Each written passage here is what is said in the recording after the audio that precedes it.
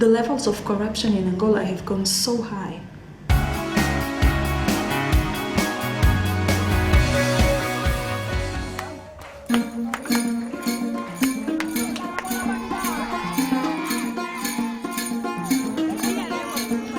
Many people in China have come to work in Angola? Yes, very many people. Very many people. All the Africa.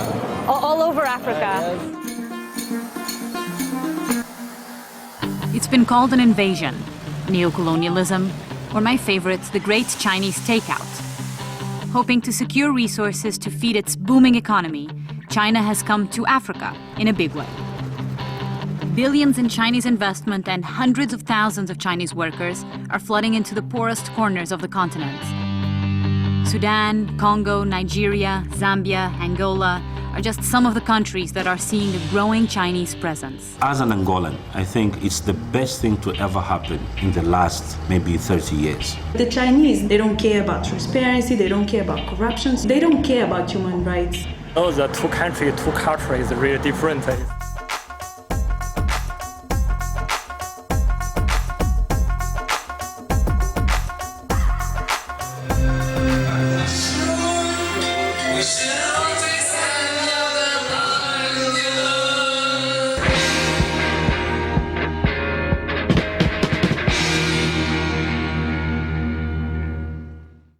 Toca chutou para barra, para fora, pontapé de baliza, o guarda-rede de Portugal de Maria. You hear a lot about how fast China is growing economically, and to feed that growth, China needs resources such as oil and minerals. So in search of those resources, China has come to Africa in a big way. And nowhere is that more visible than where I am right now in Angola.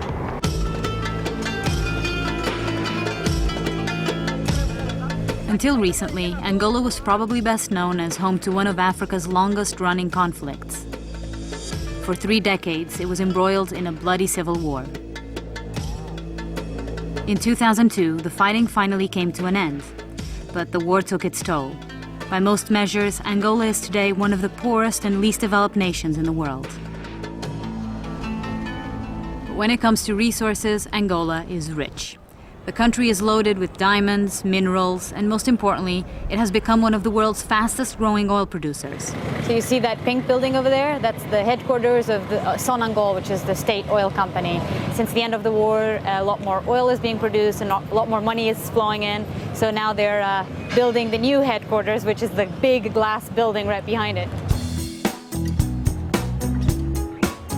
Angola's capital of Luanda is sprouting glass and steel at a rate few African cities have seen.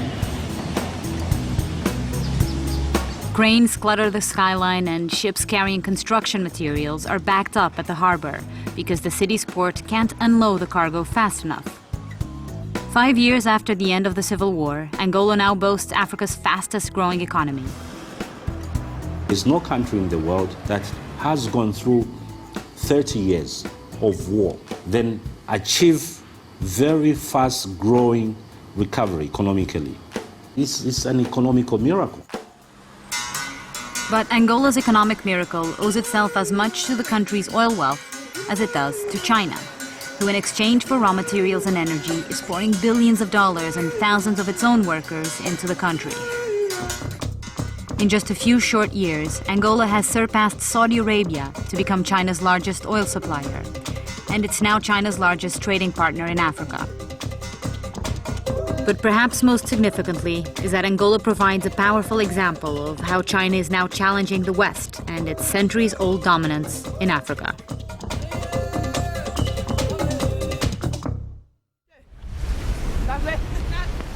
A 4%, yeah.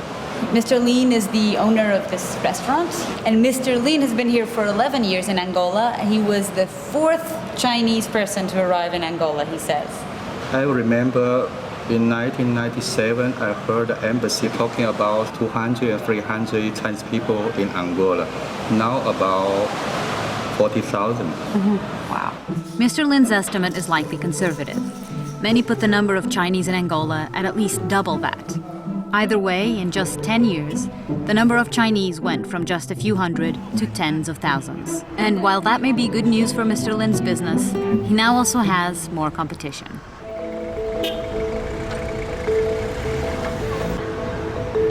This is Shanghai, a new upscale Chinese restaurant with beautiful views of the Bay of Luanda.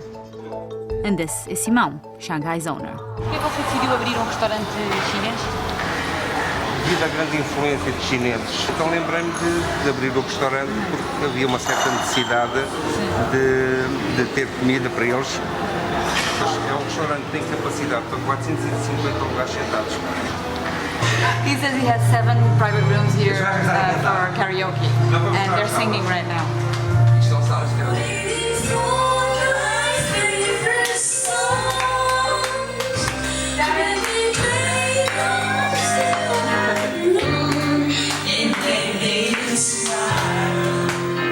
Welcome to Angola.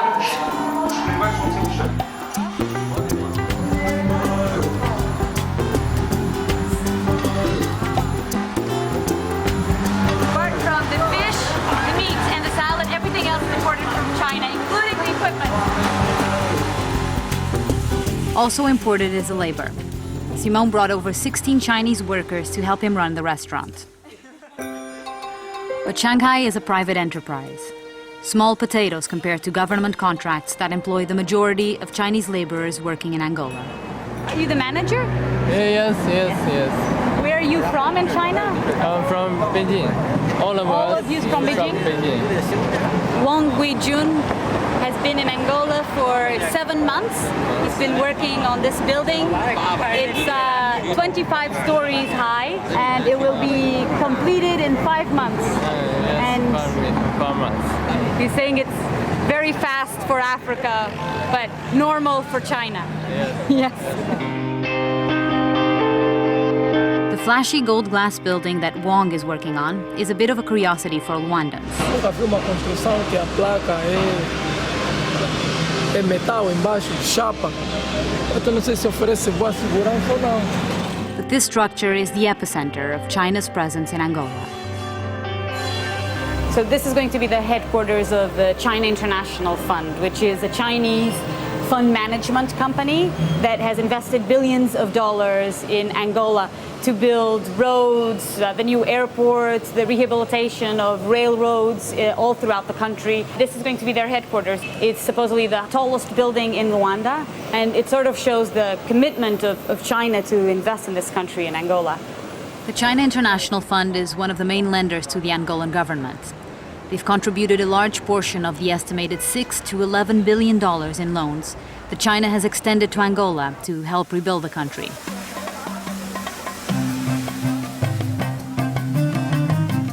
Under the loan agreement, 70% of all projects that are financed by Chinese money are built by Chinese companies, which bring much of their own labor.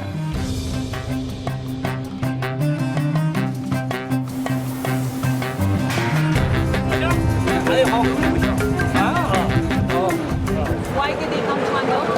一个也是为了挣钱，再一个就是也有点像那个安哥拉这个地方，作为旅游到这来看。So they're saying that they came to Angola because they wanted to see the outside world. They had seen films about the United States on TV. It's very dusty here. We're in the middle of a huge construction site, but they'd seen films about Japan, the US, and Africa, and they thought this was going to be a beautiful place, very green. And instead, they got here, and they're saying that all they see is poverty, and the conditions here are very bad. 在中国和那个想的和那个想的和安哥拉上那根本就不一样。 So Wang is saying he has 2 children back in China. He's saying that he misses them so much that to the point of tears, and he says he talks to them on the phone often, and he cries every time. Are they on a contract? They have to stay here for a certain amount of time? In the contract, they need to stay here 3 years. After 1 year working here, they really prefer to go home. Go back. But they can't because they're under a contract? They need to stay here to make more money for the family, and slowly they don't like here, but they have to stay. They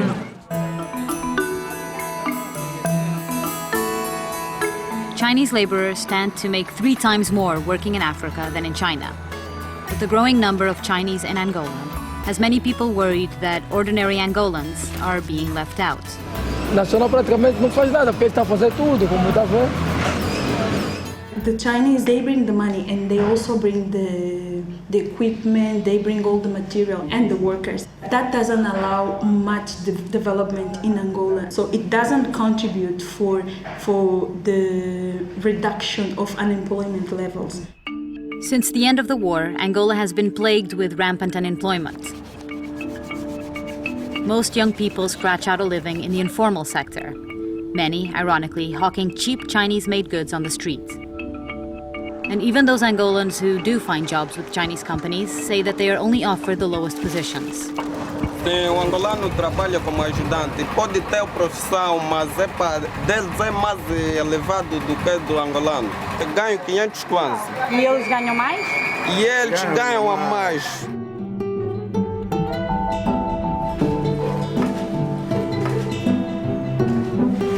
Como é que vocês comunicam com os trabalhadores chineses? Estragamos a língua portuguesa porque eles não entendem devidamente. Não, kwanza, ele quer saber quantas casas. Ele pergunta quantas casas aqui é.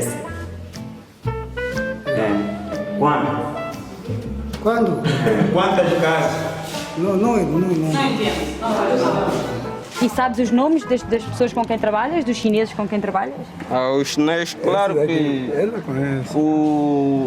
temos o mestre Edu, o Loyan, os nomes ainda está sendo complicado um pouco. Eles sabem os vossos nomes? Eles conhecem, porque o nosso nome não é assim de jeito complicado como eles, não. Uhum. Como é que tu te chamas? Eu chamo Silva Tomás. Silva Tomás? Coming up, China's pushing to develop Africa at an unprecedented rate. But at what price?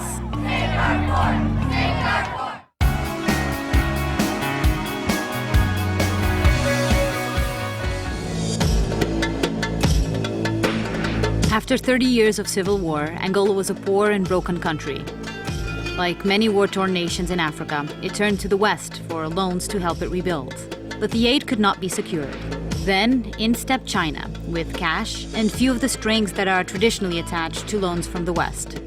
The money from the West comes with respect for human rights. There's got to be transparency and there's got to be no corruption and things like that. Those are the indicators that they will measure against giving or not giving money. But the money from China comes with no conditions. The Chinese, they don't care about human rights. They don't care about transparency. They don't care about corruption.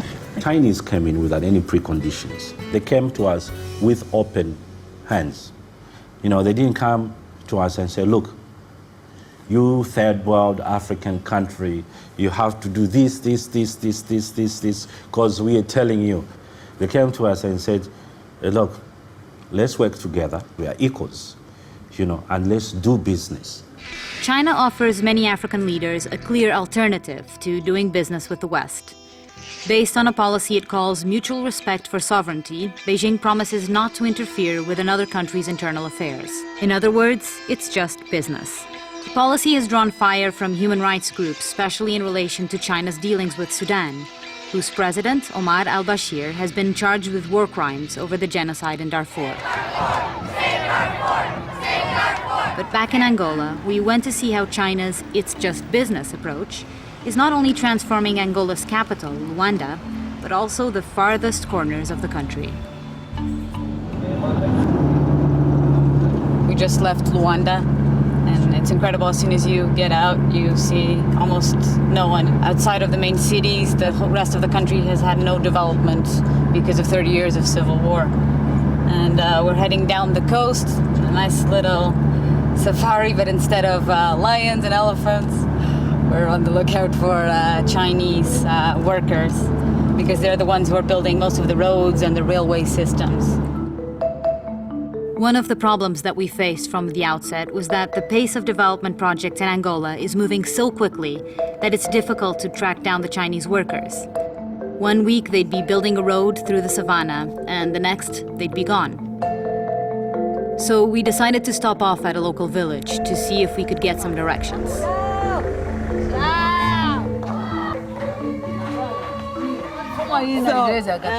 The kids started calling me Chinese when I walked into the village. Eles agora tudo quebram com chinês.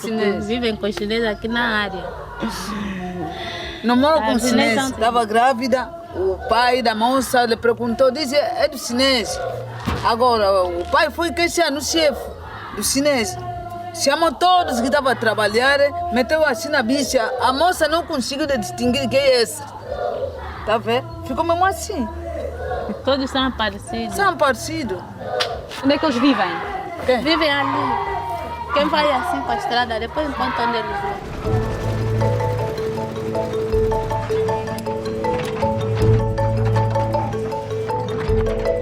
This is just one small section of the hundreds of miles of roads that the Chinese have been rebuilding at a dizzying rate. Onde é que tu arranjaste o teu chapéu? Says the Chinese gave them this hat to wear because it protects them from the sun. The roads are part of an enormous infrastructure rehabilitation program that has brought the Chinese to some of the toughest places in Angola. Chinese go to places where most other foreigners wouldn't go to. They can go to the most difficult places we have in Angola. No water system, no roads, no sanitation, no whatever. But they say, look, let's do it. We've passed about half a dozen of these camps. This one is by far the biggest we've seen till now. I mean, just look at the amount of heavy machinery they have here. Just look at how huge this is. And keep in mind that we're almost in the middle of nowhere. This is just the south of the country, in the middle of the desert.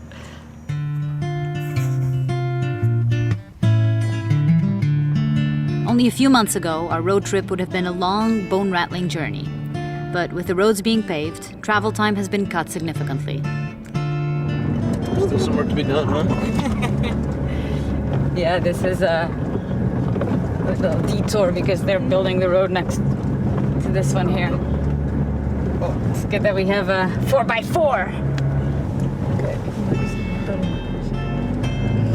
Poor infrastructure has long been an obstacle to business and development in Africa. But in just a few short years, Chinese companies have helped to reconnect regions that have been long cut off by the war. So I came to the very south of Angola, to the port city of Namibe, to visit my uncle George, who's been living here for 5 years.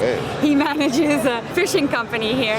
And he was telling us that 5 years ago, most of the fish here had to be dried because there wasn't enough infrastructure in Angola to ship fresh fish. But now, in only 5 years, there's a very small percentage of the fish that is dried, and most of it is shipped fresh because of the improvement in the infrastructure in the country. Vocês chegou há 5 anos, você tinha dito que não havia quase chineses nenhums, não é? And right now, you have Chinese building a university. There are Chinese building a hospital. There are roads, railways, and they're also renovating a fishing company by the port over there, right?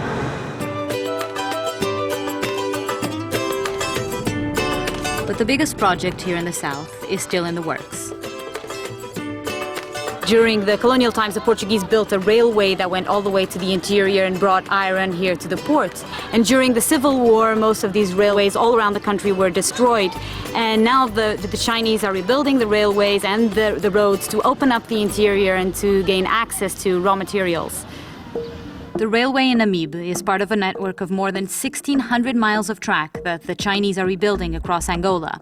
This system would link into an even more ambitious transcontinental line that China is proposing to build from the west coast of Angola through the resource-rich heart of the continent to the east coast of Tanzania. Following the railway line to its end in Namibe, you arrive at the city's old port. Here you can see why the Chinese are so eager to restore the tracks.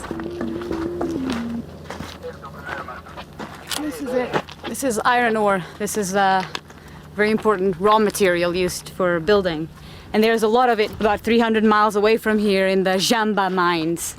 So with the restoring of the railway lines, they're going to be able to ship the iron ore here to this port, where it's then going to be shipped out of the country.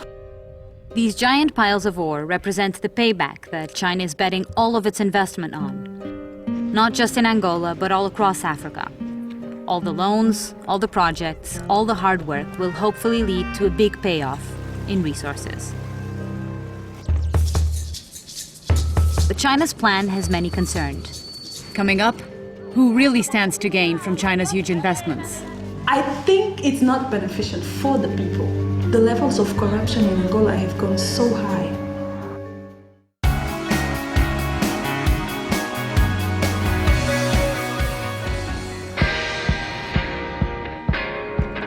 The Chinese have been pouring billions of dollars into Africa. Roads and railways are being rebuilt, bringing the promise of business and development to the farthest reaches of the continent. As payback, China is looking for access to raw materials. But not everyone thinks China's plan is good for Africa. I think it's not beneficial for the people, right? It's beneficial for the politicians. There's no transparency at all in how this money is being handled. The levels of corruption in Angola have gone so high.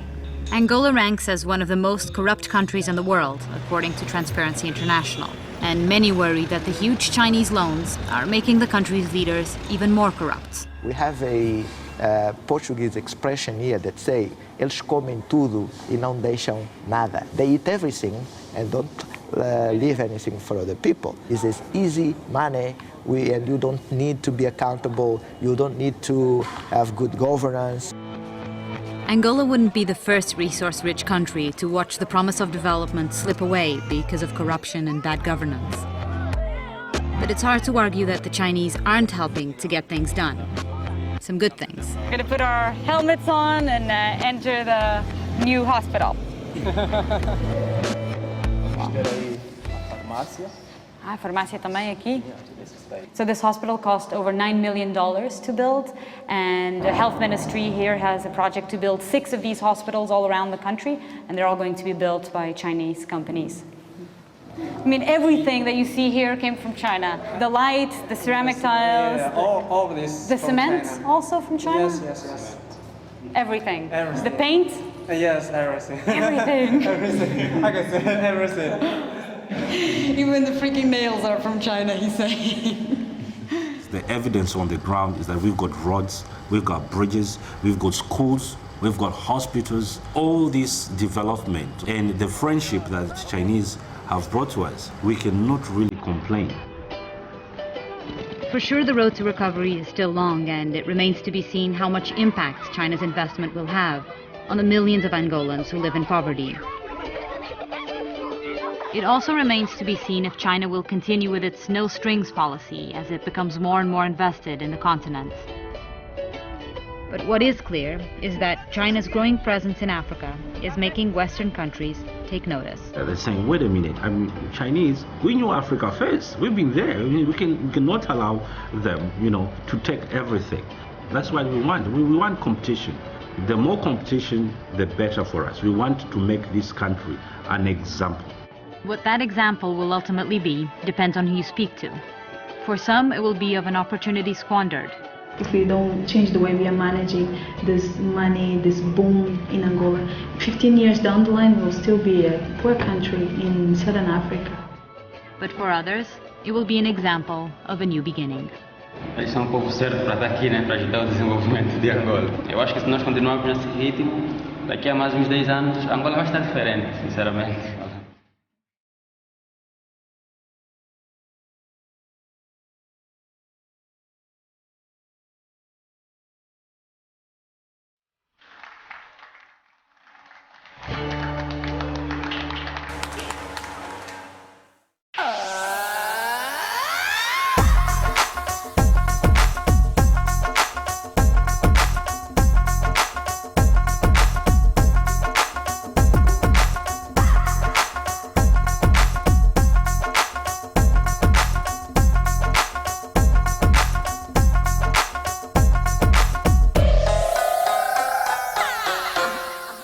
See more Vanguard Wednesdays at 10 p.m. on Current or online at current.com/Vanguard.